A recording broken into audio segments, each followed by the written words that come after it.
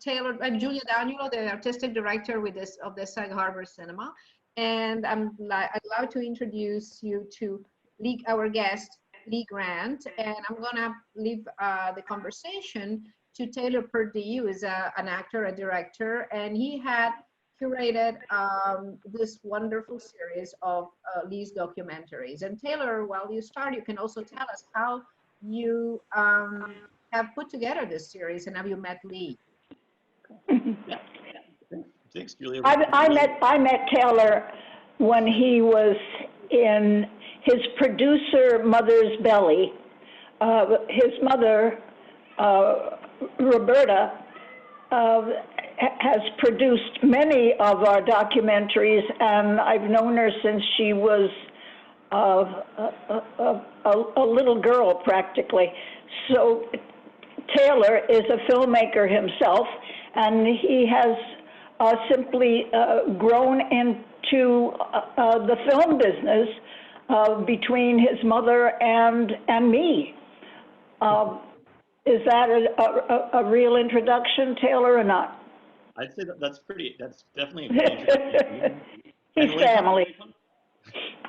And in terms of these films coming back out in particular, it kind of started to be when Caitlyn Jenner was having her very public transition, and one day Lee kind of said to me, "I feel like we made a movie about that." And of course they had, and it's What Sex Am I, which is at the Sag Harbor, and we kind of looked online because Lee wanted to put a clip of it up, and it turned out somebody had already put a number of clips. They had hundreds of thousands of hits, and so we kind of realized that there was like a hunger for these films, even if it was in a weird indie documentary corner of the internet. And then once people started finding What Sex Am I, we realized that we had gotten the rights to all of these films back, and that people wanted to see them again after 30 years. And so it's been nice to see them kind of be able to become available right when the virtual cinema movement was starting up, and that they could be beamed right into people's homes instead of, you know, the 2 or 3 art houses they could have been at before. But I think that kind of this morning, my newsfeed was filled with all of the end of the world. But this film writer that I know had posted like 15 movies that you should watch that are about anti-imperialism or the Black experience. And 2 of them were yours. One's The Landlord, which you're in with, that Hal Ashby directed, and one's Down and Out in America. And to see that pop up as this things you should watch right now in 2020 in this very unique moment was like a really nice surprise. And I'm curious how you're feeling about these films in today's climate. Are you talking to me, Taylor? Yeah. Or are you talking to Giulia? I'm talking to you. Huh? I'm talking to you. Well, today, people all over America are filling the streets with a backlash against the treatment of George Floyd, who everybody with a television set saw murdered in front of their eyes. So we're living in a world right now aggravated by the president that we have now in the White House, who is very much a white nationalist, and who is aggravating the whole situation by threatening to send troops to all the states in America that are having uprisings. So we're talking about a situation that is so much more dire than the ones that I filmed when we were just becoming aware of the inequities and how to put them on film for HBO. We are at a state now where we're literally hamstrung between the epidemic and between the murder of this man. So how do we talk about that in relation to the films? Well, I mean, I think one question is, I mean, you say that we're so much further away now from where we were when you made something like Down and Out in America, but Down and Out in America was a crazy project to embark on in the first place. And so I'd like to know how the decision was made to tell that story and how those people were found. Why those were the people suffering from that recession that you focused on.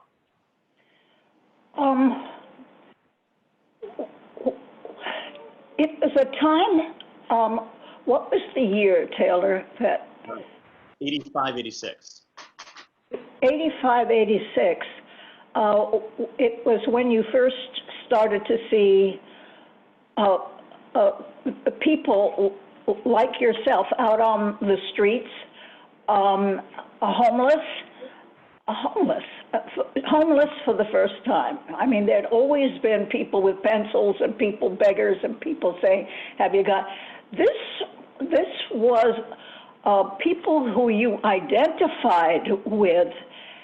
And how would you feel if you were thrown out of your apartment suddenly because you couldn't pay the rent and you couldn't earn a living, and you were suddenly out on the streets and nowhere to turn to, and suddenly there were hotels popping up where the government was trying to do something and the city was trying to do something about people who no longer had a home and no place to turn.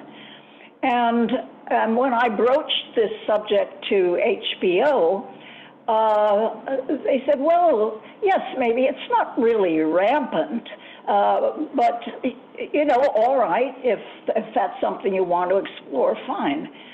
And after it came out, the reviews had that same kind of, well, maybe she's making an awful lot out of something that we don't see very much of. But it was the first look into the falling apart of a content America as we knew it. Certainly not a black content America, but a white content America where the mining was going on, where people did have for that time, for that decade, they had their jobs. And we've found, going to the Midwest, that farmers who had always had their farms were losing them, and we were able to film them going to their bank, who was foreclosing on them, and the shock and the horror of losing your home, your acres, your farmland, and have it taken over suddenly by strangers. This was all new. We went to factories that were suddenly closed, where the people who were working there had worked there since they graduated high school, and their parents had worked there, and their parents' parents had worked there. Suddenly it was closed, and they were left with this new toy in their hands that they were supposed to catch up on, this toy that looked like the TV. Say, learn how to do this, because that's where we're going now. And then to Los Angeles, where people were trying on the streets to form some kind of commune, as communes had been in the 60s, when people were getting together, form a commune on the streets of Los Angeles, broken up by the police. So we found all over this country that people were being disgorged and thrown from their homes, and suddenly find themselves in the wilderness of the streets. And then back here in New York, the hotels that were put up, where people who suddenly lost homes were in little hotel rooms with 5 children and toilets that weren't working. And the last line of the wife and the mother of some of these children was, where did the sweetness go? Where did the sweetness go? And those of us who have sweetness feel that ache of that kind of a cry and relate to it because their lives had and no longer had. And so it was an exploration of this new, terrible condition which had come to America. Well, it kind of blows my mind when you say that the reviews originally were a little bit tepid, because Richard Brody at the New Yorker reviewed the re-release like 2 weeks ago and said something like it reveals the current state of American politics in its original monstrous stage. And you watch the movie today and you get that. You can see the line from like the Reagan era recession through to 2008 through to today. And that, I mean, that the community could have missed that prescience at the moment is crazy, when also it could win the Oscar. If it had gone unloved or unnoticed, that would be one thing, but for it to be such a publicly lauded film and also something thought of as like, meh, Lee Grant made a movie, great. It's strange. Well, the movie community has always been on top of events, of public events. They're filmmakers, they're writers.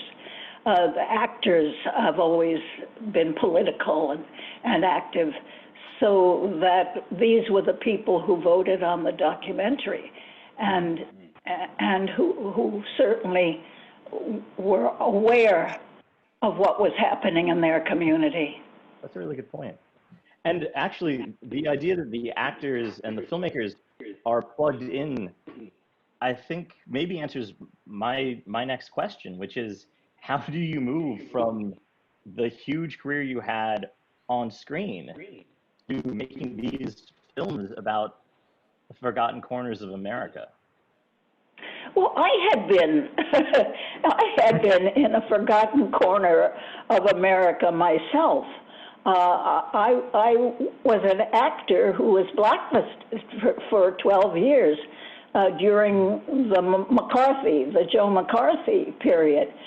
So from the time that I was 24 to the age 36, I couldn't work in television or in film because of the blacklist and the way our country, under the Un-American Activities Committee, was being run at that time. And you didn't have to do very much to get blacklisted. You know, all you had to do was to, sign a paper against it or protest. You know, the people who are protesting in the streets now against the killing of a black man could very easily have been blacklisted in those days simply for showing up. It didn't take much to be blacklisted. So the tie from that period to now is a very, very apparent one. Yeah. My newsfeed yesterday was reminding me that the first gay pride parade started as a protest. And I mean, that gets us to something like What Sex Am I?, which is another world away from even something like Down and Out in America, which was about like, oh, America, the heartland, it was suffering. But What Sex Am I? Is 3 left turns into something that no one else was ever dealing with in that period. How do you even get there? Well, before we go there, before we go to What Sex Am I just want to say that I started again as an actor in Hollywood when I was 36, and had this, great career with producers and directors who knew my history and knew that I'd been blacklisted, just falling over themselves, wanting to make up to me for that period, which a lot of them had gone through themselves and certainly were aware of. So that, I went from that very dark period to a very luminous and beautiful period until I think I was 50 when I won the Oscar for Shampoo, and knew that as an actor in Hollywood, I had no career, that actors today and then, women actors, really don't get hired in their later years. They're not like the British, who 70, sure, we have the part for a 70-year-old. No, that's not really what happens in Hollywood. And so I went to the AFI, to the American Film Institute. They invited me for their first women's directing workshop, and it changed my life. And it was such a door opening for me. And then I saw Barbara Koppel's documentary, and she had been honored by the American Film Institute. I saw her documentary, and it just kicked open another door.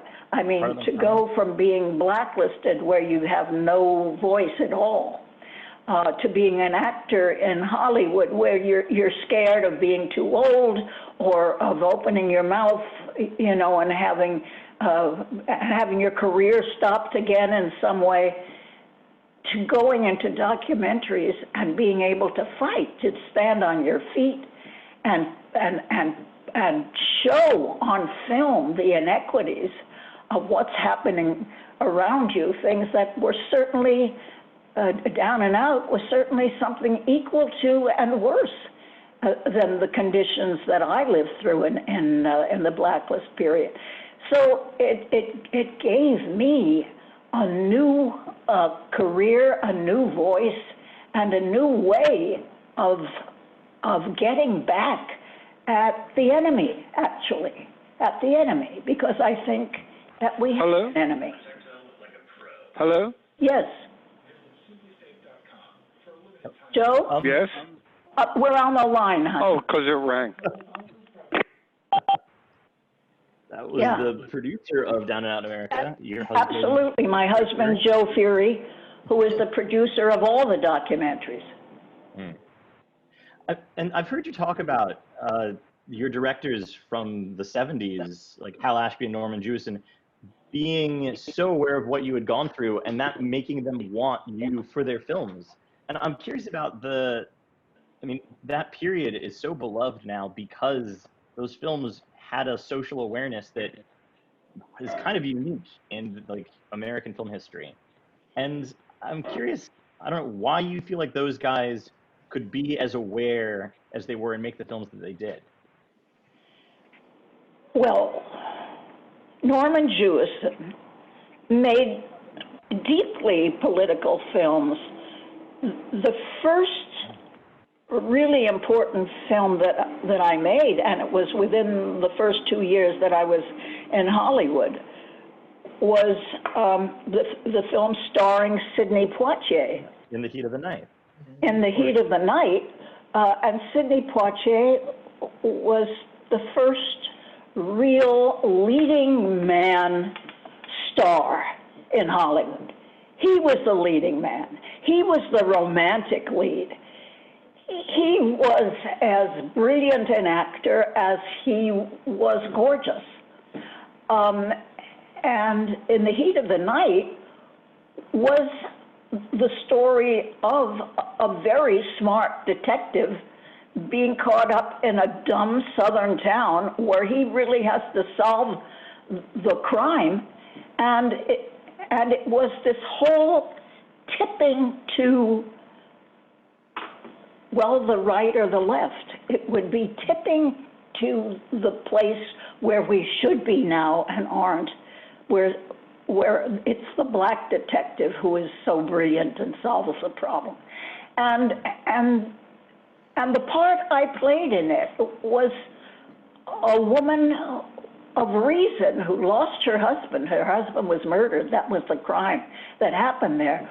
Who realized that the sheriff there didn't know what he was doing, that it was this detective from the north who really would be able to track down my husband's killers.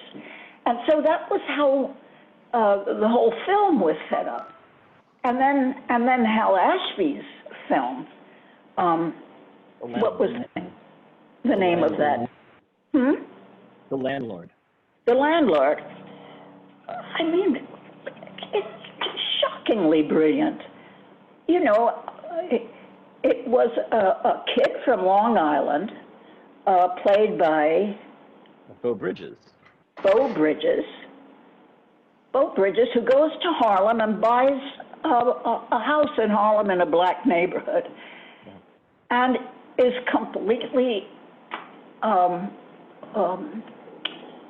taught what that neighborhood is and wants to be a part of it, and ends up marrying and have a baby with a very, very gorgeous little African-American girl. And I'm his mother, and I begged for that part. They had already talked to Jessica Tandy about it, and I said, please, I know this woman. I can play this woman.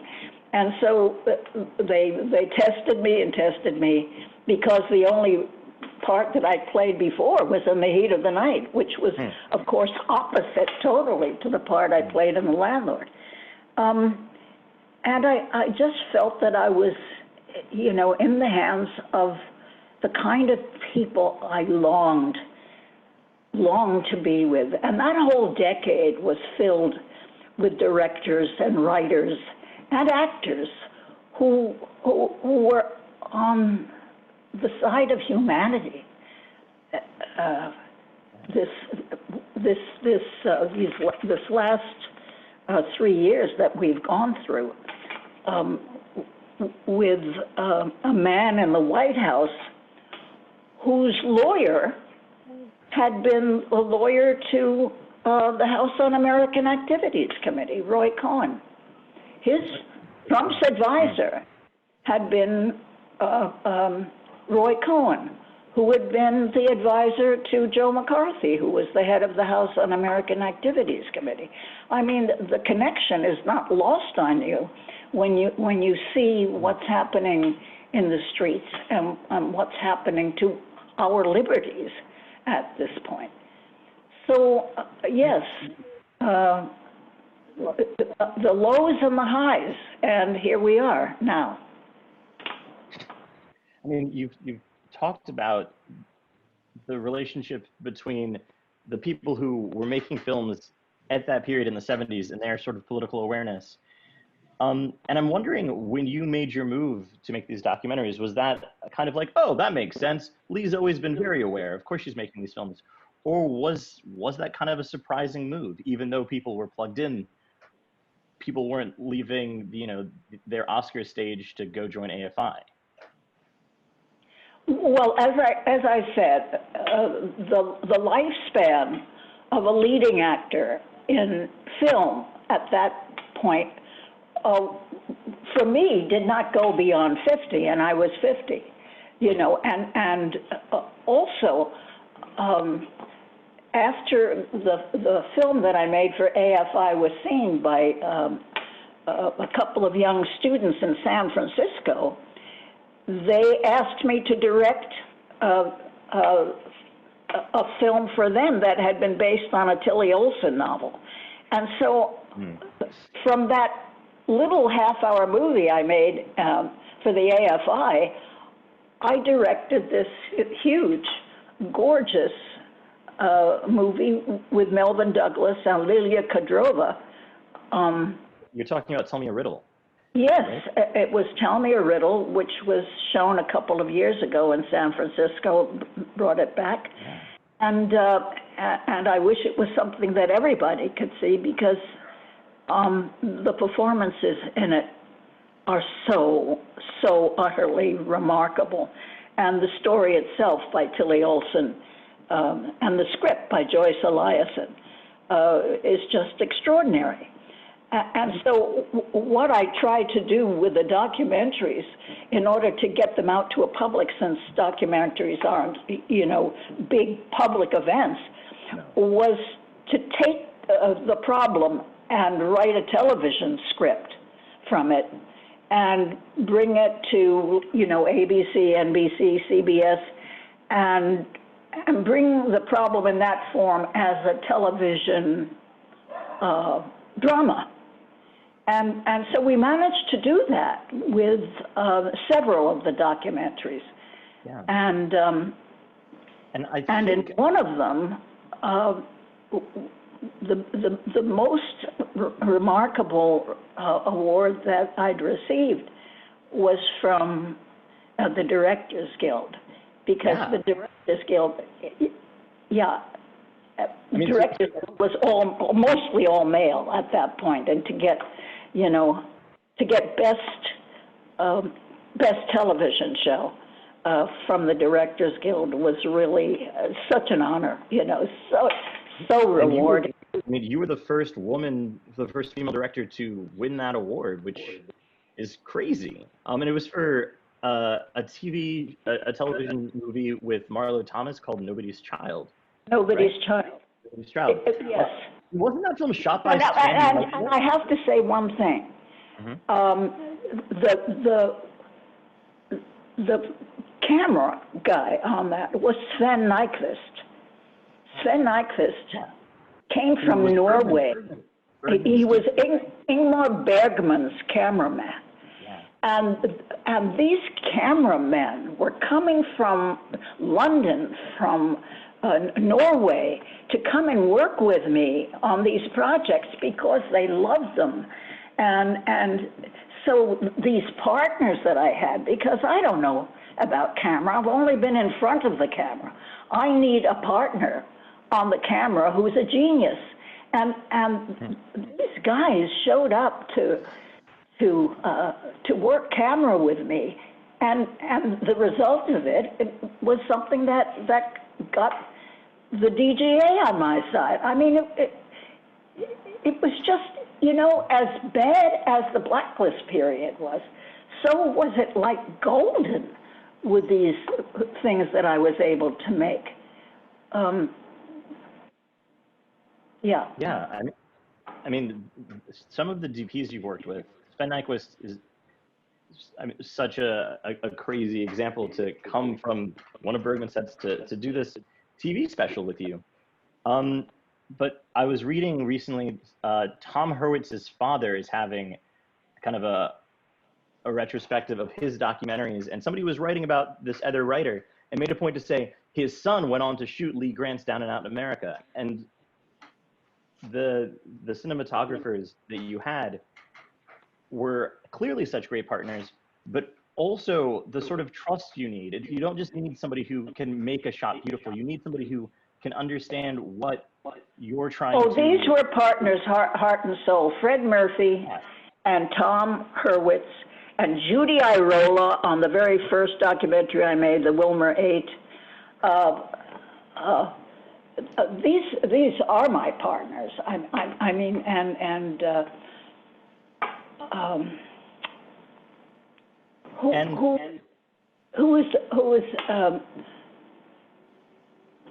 I'm leaving out a name. Hart Perry. Hart Perry. Gosh, Hart Perry. You shot Harlan County, USA.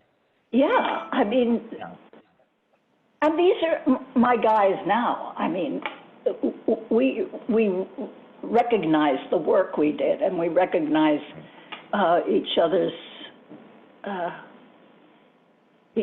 talents. Great partners. I mean, taking a crew into a situation like the one in What Sex Am I? Like, that goes beyond, trusting them to know your vision and to be good with the lights. Breaking into these people's lives requires such, tender, loving care. I'm curious, how do you choose the people who will let you record their transition?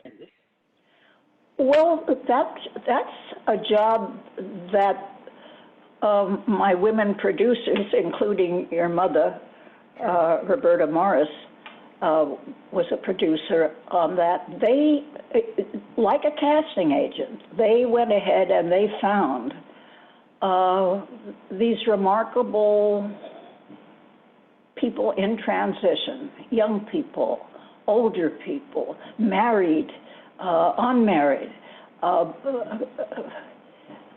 extraordinary, generous, open people going through a torment and a life change, who wanted the world to know, who wanted us to know what they were going through and why, and open themselves up, heart and soul, to us, and felt safe, as they should feel safe, in exposing these needs, these transitional needs, the feeling that they were born in the wrong body, that they should have been women, or one woman who felt she should have been a man, and a married couple who were lesbians, and the lesbian had an operation and became a man, and suddenly they were a married couple. And the father-in-law creeped up to the camera and said they're normal now. Because, I mean, the adventures, the being permitted to go into these lives was, I was amazed and thankful and grateful for the openness and the need to say, I was here, this is my problem, this is what I want to do, and I'm going to do it. And I'm glad that you're here to mark it for me so that it will always be there forever. I'm very grateful. I'm very grateful to have been able to do that. That scene where the father comes up to the camera and says, "I'm so glad they're not lesbians. Now they're normal." Is one of the craziest documentary moments ever. It's surrounded by factory workers who are friends of the new man instead of girl. I mean, it's so extraordinary. Actually, that moment sticks with me for another reason as well, because right before he says they're normal now, he comes off of this rant about, I used to be really against black people coming into my neighborhood, but then I got over it. And you ask him, well, how did you get over it? And he gestures to a guy in the corner and he says, well, I met so-and-so and he was pretty cool. And now he's at my barbecue and he was black. And so I figured, what the hell? And watching this guy on camera, evolve is incredible. Absolutely, Taylor. It was so extraordinary. Just extraordinary. And one of the first people who we filmed was this tall, gangly, unattractive kind of former sailor and not bicycle, what's the the guy's guy who said he had been longing all his life to be a woman, and he was married to this very understanding woman, and he had had a daughter from a previous marriage, and he went through this enormously difficult and painful transition, having the hairs plucked from his face so he wouldn't have to shave, and going shopping for clothes when he was 6'2", and gangly with his wife, who was his best friend. It was such a door opening to a cry for an authentic self. This is my authentic self. This is what I have to do. And even if he lost his job, even if I lose my job, this is what I have to do to be authentic. And I think that's the lesson that's the lesson we learned. That's a really great idea. So something I don't think I've ever heard you talk about is what kind of work it took from the position of the director and the producer to adapt these documentaries to become like movies of the week. How do you go about, you've made something like Down and Out America and it's your baby and you win the Oscar and it's great. But then how do you find a writer for that? How did you adapt those for a mainstream audience? Well, it was not easy. We looked for the writer who could do it, and it turned out to be two partners who worked on it and made an extraordinary leap into the life and the heart of the people we filmed. And sometimes it's like, I don't know how we did this. Looking back, I don't know how we did it, but it was like a miracle. All of them were like, how did we do that? And so What Sex Am I was, I think, probably the first one of these that I'd seen. And like I said earlier, it was kind of the jumping off point in like these films can have a life for a new, younger audience. But Sag Harbor is specifically showing What Sex Am I on a double bill with the Douglas film.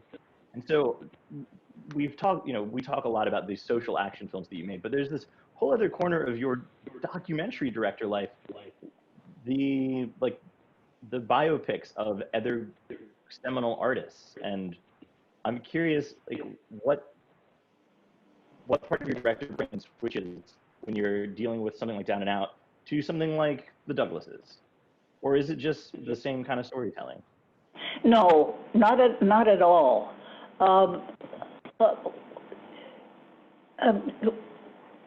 Actually, Michael and Kirk had seen the documentaries, and Michael had been a pal of my producer husband, Joe Fury, and so he was family.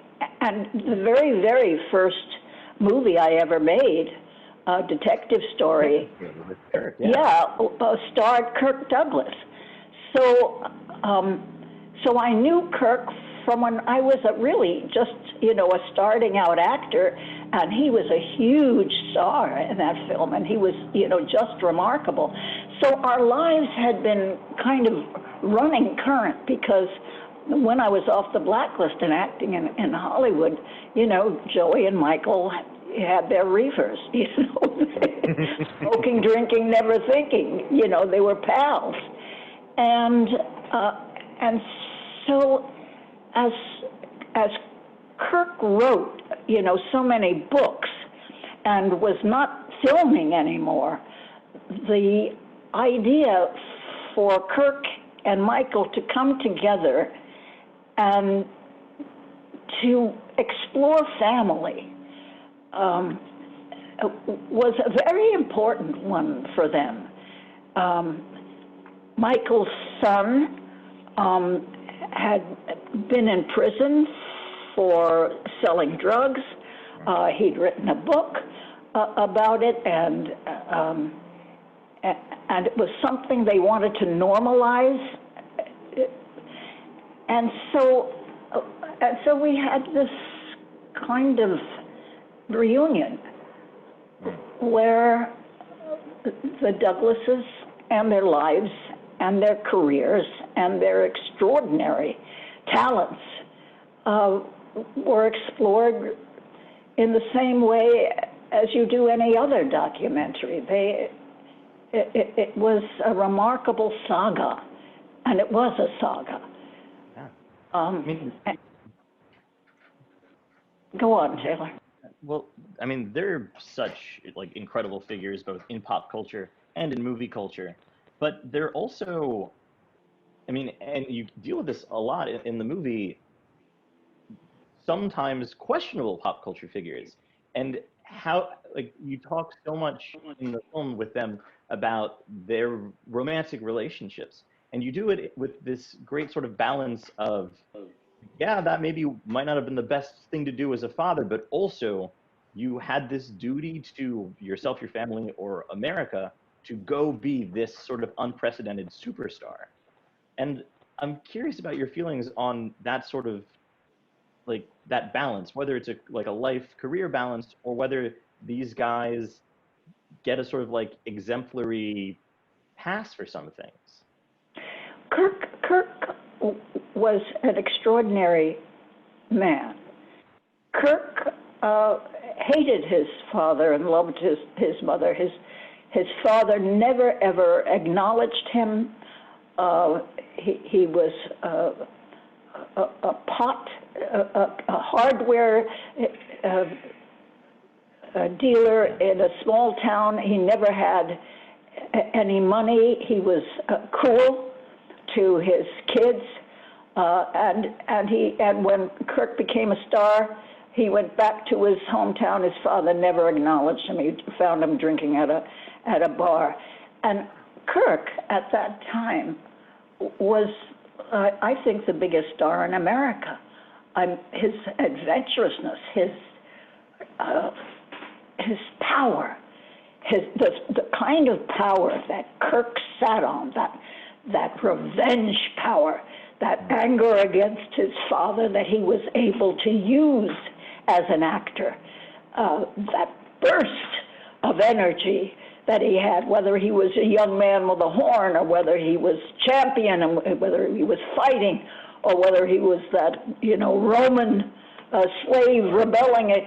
He had that energy of that hatred against his father, and his father's diminishing of him, that he was able to use as a man, as an actor. And he was also pretty gorgeous. So that combination just erupted on the screen, and we had like a new kind of star, someone who seems civilized but has a demon underneath, which was very exciting and very real. And now that star had divorced Michael's wife, Diana Douglas, who was also an actress. And so Michael was raised on the East Coast while Kirk held sway on the West Coast. So Michael visited his dad on sets, but he was raised by his mother, and I think very intimidated by the power of his father. So Michael had his own devils to grapple with, and his own way to make, in his own more thoughtful personality than Kirk's, and there was a kind of rivalry, because Michael made a movie as a producer. One Flew Over the Excuse me? One Flew Over the Cuckoo's Nest. One Flew Over the Cuckoo's Nest, which won all kinds of awards, and which Kirk wanted to star in. And the director of the movie said, no, I want Jack Nicholson, and I don't want your father. I don't want Kirk. And so there was, a rift between them, with Kirk saying, even at my dining room table, you were the producer, you could have said, I want Kirk to do it, but you didn't do it. But they trod gently on that, because Kirk wanted what he wanted, and Michael knew the limitations of his role as a producer. So there was so much there to explore, and for them to work out and to come to terms with. And I think they felt comfortable doing it with me filming, and with Joey as an old friend hanging around.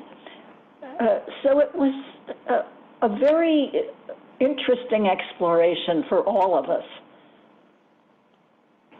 So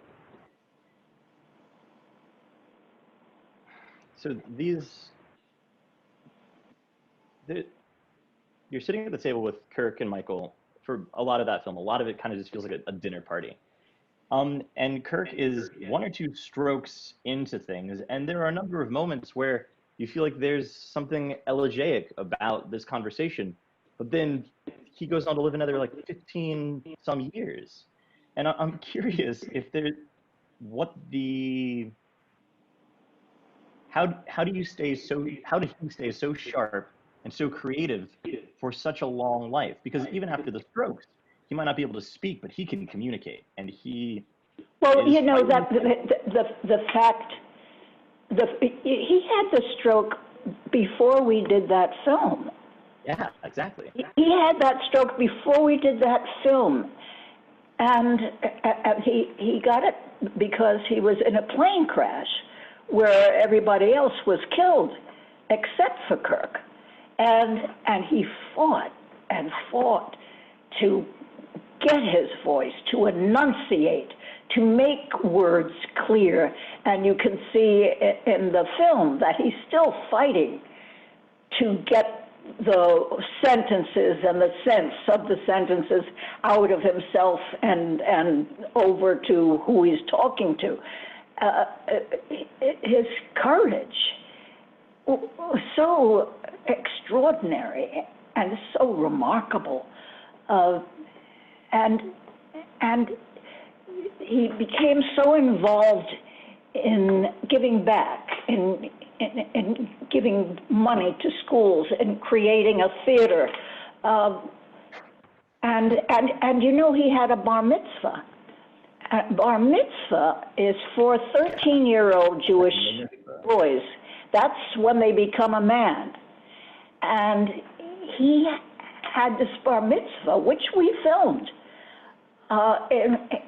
in which at the age of 80-something, 90-something, he became a man again. And that determination, that drive to live and to live life to its fullest was the gift that we were able to give because it came through him. And what a privilege. Yeah. What a privilege. I mean, so that idea of having had such a long life and such a long life in the arts, it makes me, okay, so the day after the 2016 election, I asked you how you were feeling about things, thinking that you would be angry that Roy Cohen's protege could be president.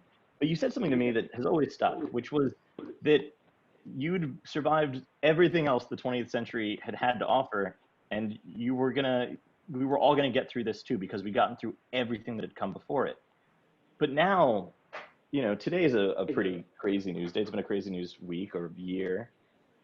But I'm wondering, after having had such a large career, not just in like popular art, but these social documentaries, the social films of the 70s, looking back on everything, how much power for change does film actually have?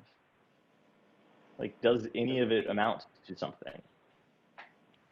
Well, I mean, for all of us who have stayed home because of the epidemic, and all of us have been in our homes for, you know, like 2 months now, we've all become television addicts.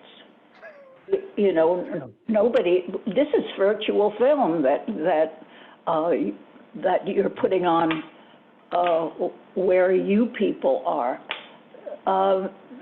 It's not in a movie house. You're not going and sitting together. So it's a new world that's beyond me. It's not a world I know or am comfortable in. I feel like I'm in third grade because I don't know the tools. Taylor, you do. You're a master of the tools, and that's why we're partners, because you're young and I'm old.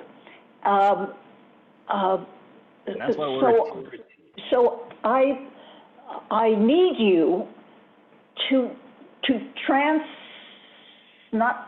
or transform to what's the word? Like transpose this from one time to another.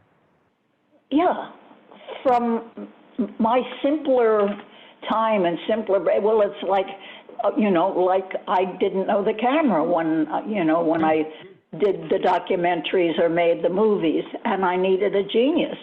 So you're my genius, You have to be my genius and take what's in my head and the documentaries that I still want to make and get them through in this new world we live in.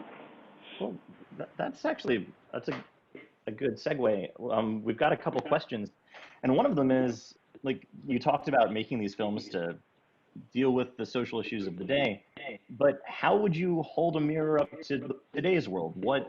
I don't know, if you were going to make another documentary, what's the first instinct? Well, the thing is that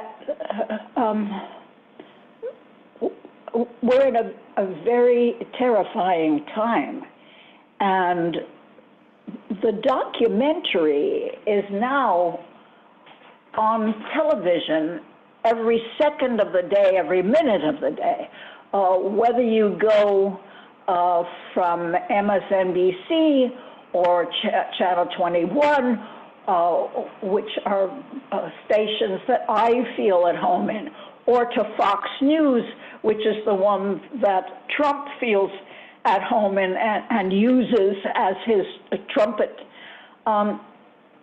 Every minute of the day, we see things that are unbearable. The documentary is unraveling before our eyes, and it's entering our houses and frightening us and making us look to amusement to get away from this reality we're in. We're in an epidemic. We've got an unorthodox, strange performer as president.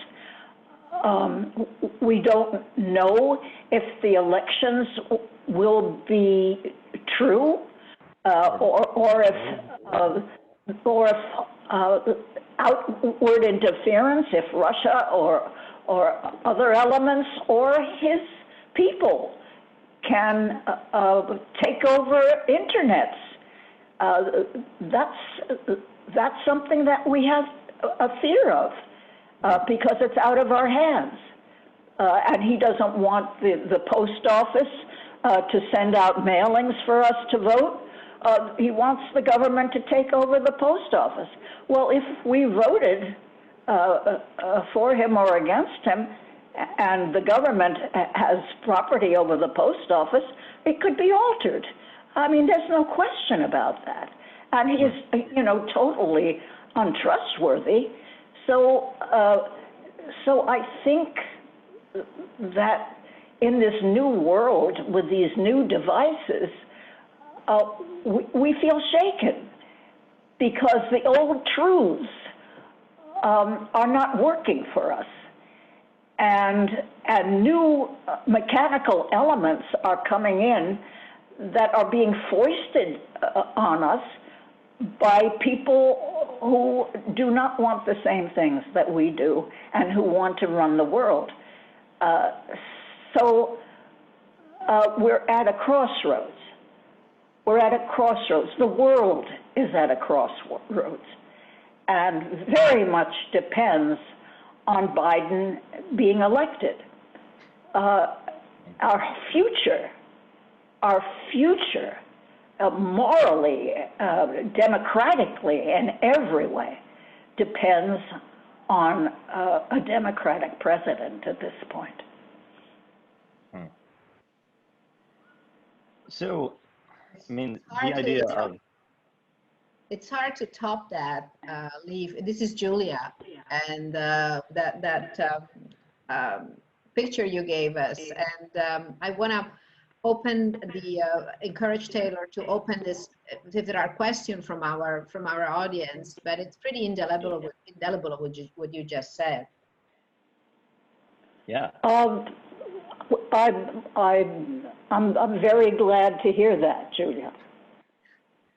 And so one of the questions, I mean, there's this idea of Hollywood always having a liberal bent to it. Like you said, Norman and Hal Ashby were plugged into the system.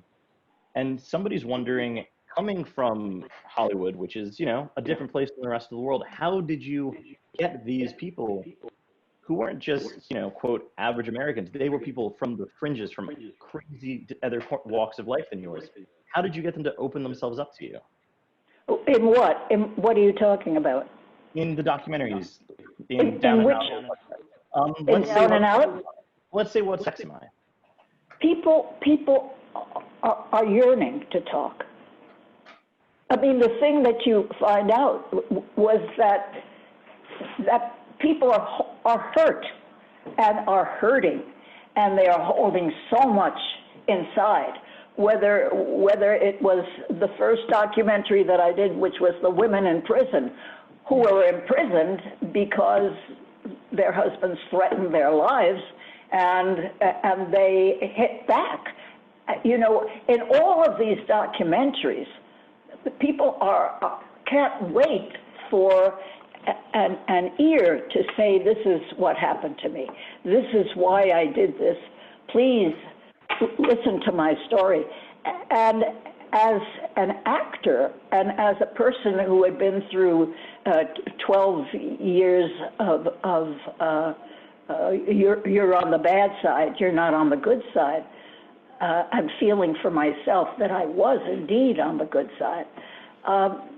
I just have an empathy for that need because I've been there, done that. Huh.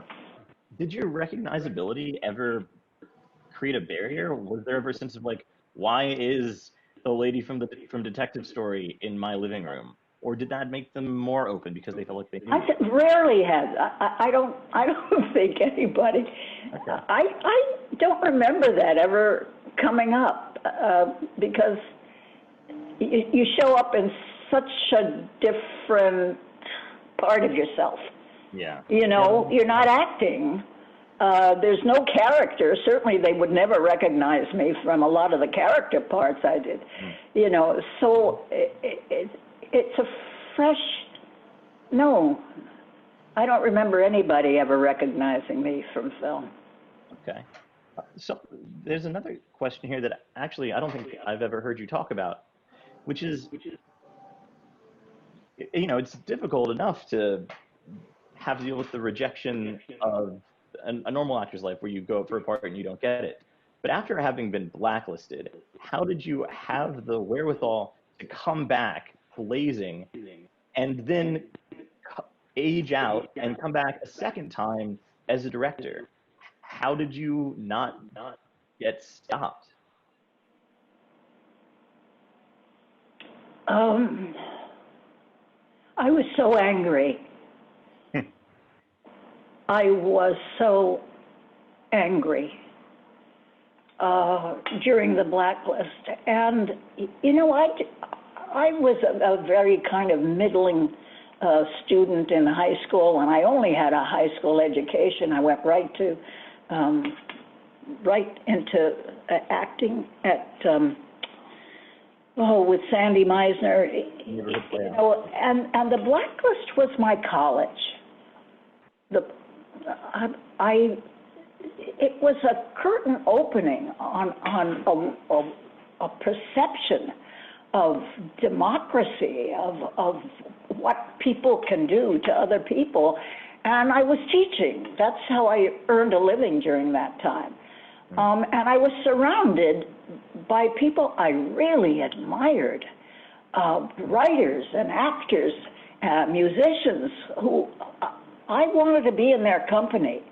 I got my education from them, and I didn't want to be with the people who were afraid, or who turned, or who compromised by saying, yes, I hate communists too, please let me work. It was a very good education for me, and sure came in handy when it was over, thank God, when it was over. Because I had all this stuff inside me that really wanted to come out, and sure did come out in the acting. Don't forget that was the 70s, though. I mean, I had plenty of compatriots. I mean, the people I worked with, the directors I worked with, were Warren, Beatty, all of those people were very progressive people and were like me. But if it hadn't been for AFI, if they hadn't called me and said we're starting our first women's directing workshop, and I didn't know whether I was interested, because directing seemed so boring to me. You know, I love being in front of the camera, but that was the boring part, looking at the actor. You know, what did I want to do that for? And I said, okay, you know, kind of, but it kicked open the door for me. And I fell so much in love with telling those stories and being a part of those actors' work, and I fell in love with the actors. They were my kids. They were, you know, so talented. You know, I guess that directors felt that way about me, but that's the way I felt about them. You know, I just couldn't get enough of them. I loved them so. They were bringing such gifts to the work, to the script, so surprising. And without that, without going to that director's thing, I would have just been a has-been in Hollywood, the way the women of my age were. You know, the women who won Oscars, who, unless the way they're working now, the way Reese Witherspoon and that other actress from Australia, they're doing their stuff on FX and Hulu, and they're making films, and they're making good ones too, and provocative ones. I mean, that's the new door to kick open for women, and they're doing it. As the films have become, more adventurous and bombastic and hero and villain, women have been exploring these much more subtle things. As a matter of fact, the new one that's on, which was about Phyllis Schlafly, I think. Phyllis Schlafly. Yeah. Who was, such a right-winger, I think, in Chicago. And these actresses are doing a series on it now. And one is playing Bella Abzug, who I did a profile on, and who was a good friend, and Gloria Steinem, who I also did a profile on, and who is a good friend. This is the stuff of new thinking, and it's exciting, and it's thrilling, and it's real.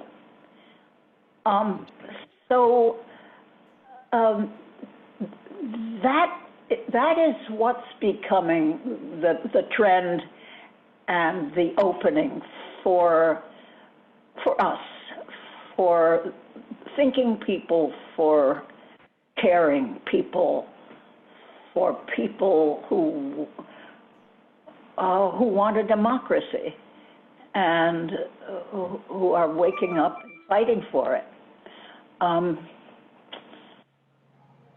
So there are plenty out there who are aware and using the tools that they can to hold back a terrible, terrible tide.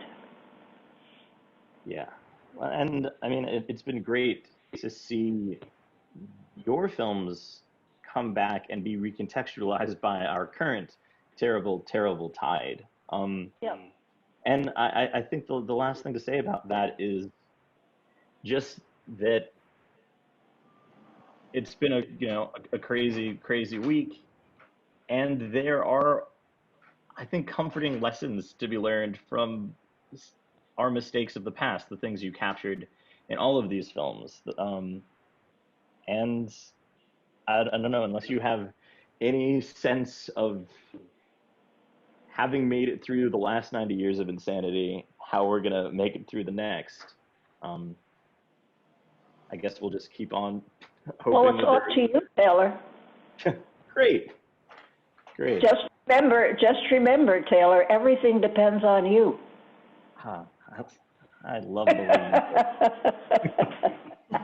Okay, great. Well, then. Just remember, Taylor, everything depends on you. It's all for you, Damien. That's right. That's right, then. I love this conversation, and I love the actually it's the way it's gearing to an end, because it's really it's wonderfully to hear how much faith you still have in film and in the art and in the people that are making it, and how much you are investing and sharing with Taylor's generation. I think it's been a privilege having you both, and it's very clear your rapport, your creative interaction, and I can't wait for having you both in our cinema when it's finished and open, and it will be walls, and it will be not virtual, and we will have you in the flesh, Lee, and we'll show a film of yours of your choice. Honey, Giulia, thank you for this. Thank you for letting me vent, and Taylor's a great young talent, and he is the one who is bringing my work to the fore. He and his mother, Roberta Morris, so it's really interesting that this kid it has the tools, which I don't have, to bring my work back. Well, I would love, on behalf of the Sag Harbor Cinema, to thank you both enormously, and this is to be continued in person as soon as we can. Absolutely. And thank you, Giulia. Thank you so much. Thank you. It was a real privilege. Thank you, Lee, and thank you, Taylor. Thanks, guys. All right. Night. Bye, Taylor. Bye-bye. Bye, Lee.